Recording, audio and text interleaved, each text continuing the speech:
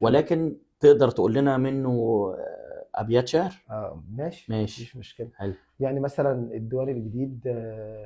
بيقول في قصيده فيه بتقول اسمها الغيره، بتقول قالت بحبك بس تسمعني، مش كل حاجه حلوه بنعيشها، الليله دي حسيت كلامها تقيل، مع اني برضو كنت ليها بميل، احساس غريب بيعدي من قلبي، طب ليه كنت بنشكي وكنا متفقين، كل ما تحكي بتسحب اكتر، الاقيني وحدي بتقسم نصين، حرب، الحرب كانت ليه، عديني مره يا ريت وقولي لي ليه حبيت، انا كنت فاكرك بيت ولقيتني مش بيتك،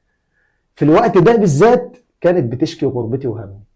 تضرب بسن السيف من قبل ما تسمي،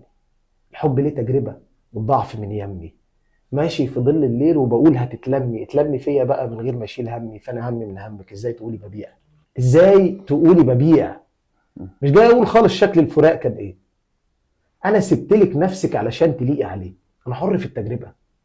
انت اللي قلتي خلاص،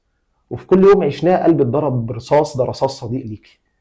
رغم ان سهم القوي كان قال لي خليكي جوه العيون والروح، وبقيتي ليا طموح كان حلمي اوصل له من قبل ما اصبح حي، فانا عمري يوم ما هكون ولا هبقى اصلا جاي، ما اقدرش اقول يعني حبيتي ايه يعني، ده كان امل بطال، وانا قلبي زي الريح ما يهزوش ابطال، عماله على بطال بتقولي وتغني، سبتك بعيد ايدي وهربت اكمني زي السحاب في النور، والله حبيتك ولا كنت يوم مغرور، حبك كان الدستور حاطط لحبي مواد، وان كان غرامك كده فهشيل معاك ازاي، بالله بالله بلاش ننساه وتزيد معاه اللوم، ما تغربيش وحدتك وما تطرديش النوم، مش عايز اصحى واقوم ولا اعدي ناس ولا ناس، الضحكه مش ضحكتي، دول ضحكتين في الكاس، قلبي الدهب والماس حبك كتير يعني وما قالش يوم يشتكي، ارجوكي لا تشتكي من غيرته وشعوري، وخديني بين مسرحك وتعالي دستوري، انا كنت ليك الحرس وانت اللي جمهوري، وكنت ظهر وسند، فارس واسطوري.